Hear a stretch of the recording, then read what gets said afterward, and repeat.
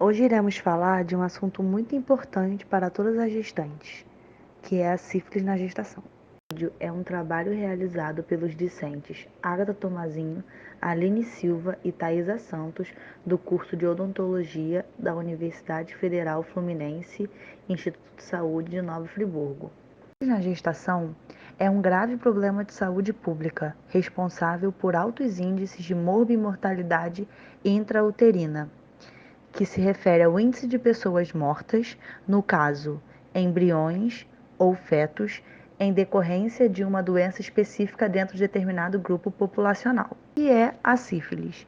É uma doença infecto-contagiosa transmitida pela via sexual, que é a sífilis adquirida, e verticalmente, sífilis congênita, ou seja, da mãe para o bebê durante a gestação. É causada pela bactéria chamada Treponema pallidum. A penetração do treponema é realizada por pequenas abrasões decorrentes da relação sexual. Logo após, o treponema atinge o sistema linfático regional e, após um tempo, outras partes do corpo. As manifestações da doença. A sífilis alterna entre períodos de latência, onde não há sintomas aparentes, e em outros períodos de atividade com características clínicas, imunológicas e histopatológicas distintas. Esses períodos de atividade são divididos em sífilis primária, sífilis secundária e sífilis terciária. Primária, em média, 3 semanas após a infecção, aparecem pequenas lesões nos órgãos genitais, geralmente indolores.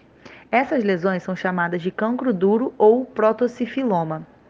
E ocorre também o aumento dos gânglios e íngua nas regiões da virilha, após 1 ou 2 semanas. Na sífilis secundária, ocorre o aparecimento de manchas vermelhas na pele, na mucosa da boca, nas palmas das mãos e nas plantas dos pés, dor de cabeça, febre, faringite, rouquidão, anorexia, perda ou diminuição da força física, dores nas articulações e nos músculos, meningismo, inflamação da parte anterior do olho, linfonodos espalhados pelo corpo.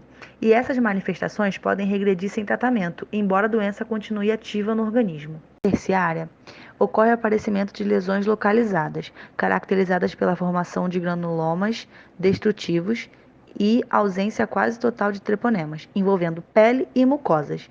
Ocorre também o comprometimento do sistema nervoso central, do sistema cardiovascular, com inflamação da aorta. Pode acometer também ossos, músculos e fígado.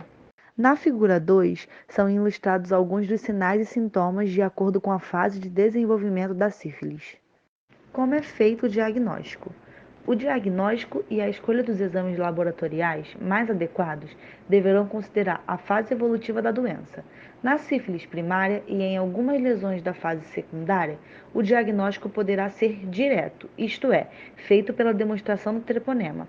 A partir da 2ª ou 3ª semana após o aparecimento do cancro, poderá ser feita a utilização da sorologia, pois é quando os anticorpos começam a ser detectados. E como é feito o tratamento da sífilis? O tratamento é feito com antibióticos, especialmente a penicilina. Deve ser acompanhado com exames clínicos e laboratoriais para avaliar a evolução da doença e é estendido aos parceiros sexuais. Se prevenir da sífilis.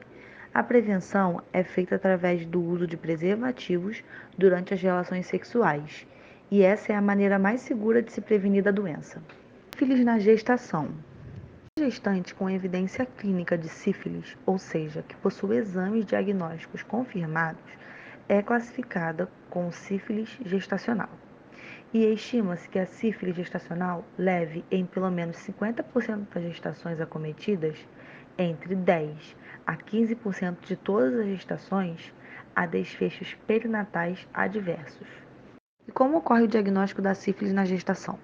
A presença do treponema pallidum é descoberta por meio de um exame de sangue, o VDRL. De acordo com uma resolução, o teste não treponêmico VDRL deverá ser oferecido na primeira consulta de pré-natal para todas as gestantes, idealmente no primeiro trimestre de gestação e no início do terceiro trimestre. Na maternidade, deve ser realizado o VDRL em toda mulher admitida para parto, nascido vivo ou natimorto, ou curetagem, após aborto. Nos casos de mães com VDRL reagente na gestação ou no parto, deverá ser colhido sangue periférico do recém-nascido para a realização de teste não treponêmico e proceder à avaliação geral da criança com a solicitação de alguns exames. Como é feito o tratamento? Quais são os cuidados? O tratamento da sífilis na gestação é o mesmo realizado para a sífilis adquirida. O medicamento de escolha é a penicilina, que é aplicada por injeção intramuscular e a dosagem varia de acordo com a fase em que a doença se encontra. Se a gestante for comprovadamente alérgica à penicilina, após teste de sensibilidade à droga, deve ser dessensibilizada e ser tratada posteriormente com penicilina.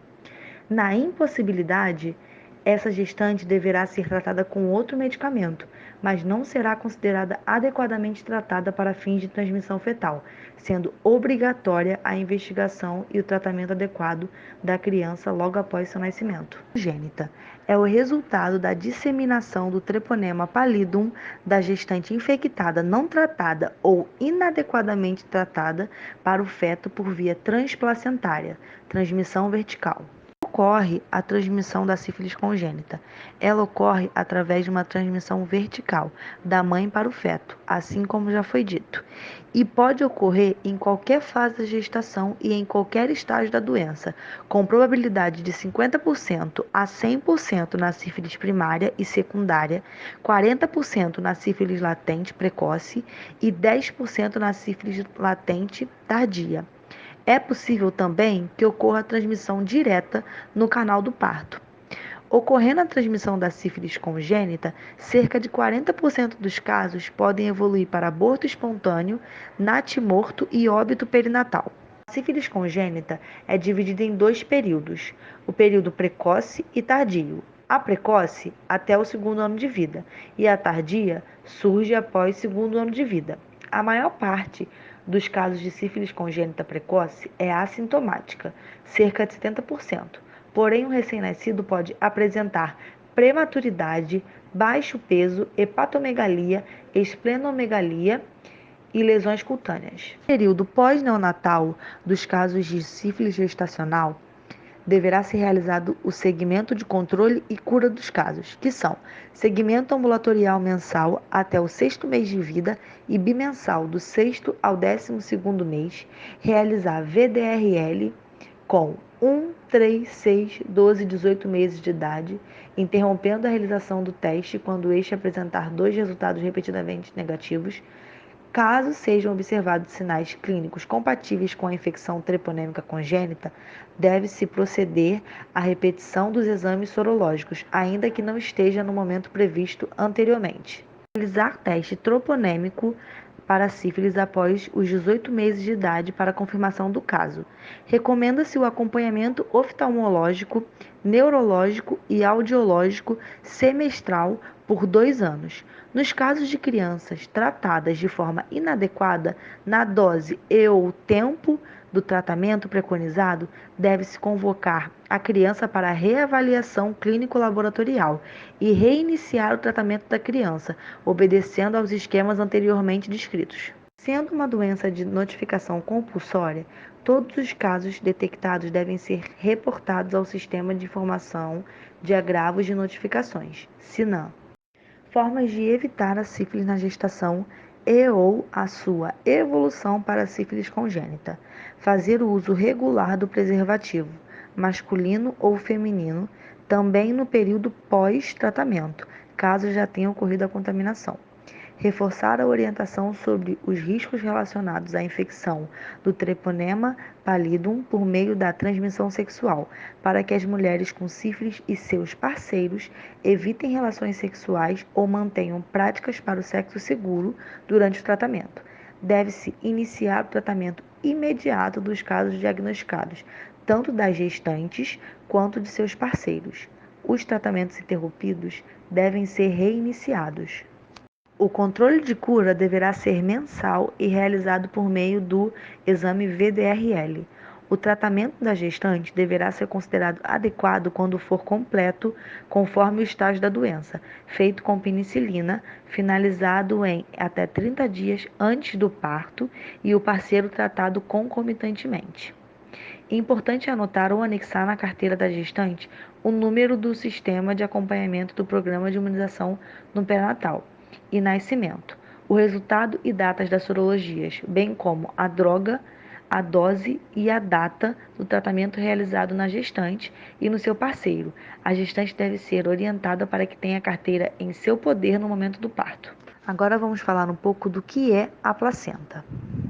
A placenta é um órgão feto-materno de pouca duração que separa o feto do endométrio, camada interna do útero. As funções da placenta são: ela age como mediador na implantação do embrião, fornece nutrientes e permite as trocas gasosas entre circulação da mãe e do bebê, dá início ao reconhecimento do organismo da mãe com o organismo do embrião na gestação, fornece a proteção imunológica ao bebê, estimula a produção de hormônios essenciais para a gestação, protege o bebê de impactos físicos que possam ocorrer na barriga da mãe, elimina resíduos fisiológicos produzidos pelo bebê, como a urina. A importância da placenta.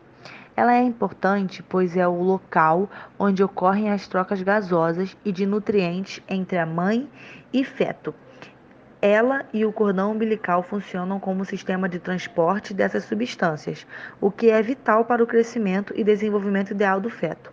A placenta, suas membranas fetais e o cordão umbilical são estruturas temporárias que serão expelidas ou retiradas após o parto. Falando um pouco dos agentes teratogênicos. Define-se como agente teratogênico tudo aquilo capaz de produzir dano ao embrião ou feto durante a gravidez. Estes danos podem se refletir como perda da gestação, malformações ou alterações funcionais, como a restrição do crescimento, ou ainda distúrbios neurocomportamentais. Esses agentes entram em contato com o feto através da passagem pela placenta, ou através da sua danificação, ou através de difusão. Os exemplos de agentes teratogênicos são radiações, como a radioterapia, substâncias químicas como mercúrio, chumbo, outras drogas como álcool, fumo, cocaína. Alguns medicamentos como a talidomida, misoprostol, ácido retinóico, entre outros, doenças maternas como diabetes, epilepsia, hipotiroidismo e infecções congênitas como a citomegalovírus, rubéola, toxoplasmose e a sífilis. Ou seja, a sífilis é classificada como um agente teratogênico que traz danos para esse feto ou para esse embrião. Foram as referências usadas para a criação desse material. E agora chegamos ao final do nosso vídeo e do nosso trabalho.